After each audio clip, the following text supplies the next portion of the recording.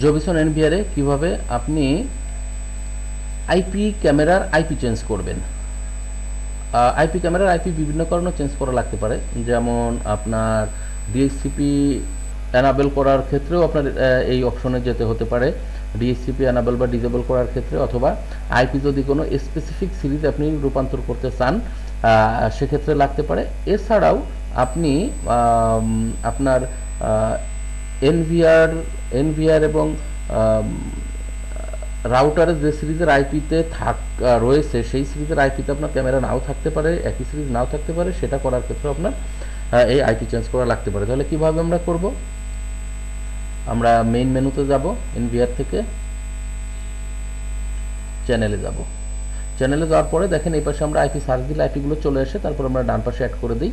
So এই যে আইপিটি আপনি চেঞ্জ করতে চাচ্ছেন সেই আইপির উপরে মাউস দিয়ে আপনি ডাবল ক্লিক করেন।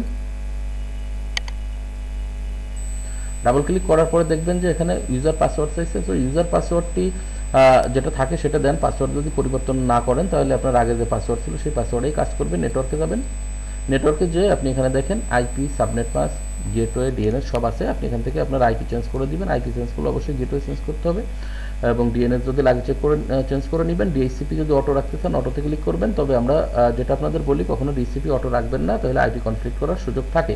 সো এভাবে আপনি আইপি চেঞ্জ করতে পারেন। দেখেন এখানে আমি আইপি চেঞ্জ করে দিই। এই ক্যামেরাটি দেখেন কানেক্টেড আছে। আইপি যদি আমি চেঞ্জ করে 1 সিরিজ করে দিই তাহলে এটা কি কানেক্টেড থাকবে? দেখেন থাকে কিনা। ওকে করি, ওকে। এটা আইপি আর কানেক্টেড নেই, কারণ আইপিটা আমি চেঞ্জ করে দিচ্ছি, 1 সিরিজ করে দিচ্ছি। 1 সিরিজ এখানে লোকাল নেটওয়ার্কে 1 সিরিজ না, এখানে লোকাল নেটওয়ার্কে 10 সিরিজ। সো মাউসে ডাবল ক্লিক করি বাটনে, এরপরে আবার নেটওয়ার্কে যাই, যে এখানে এটা আমরা যদি 10 সিরিজ করে দিই, দেখেন এই ক্যামেরাটি আবার চালু হয়ে যাবে।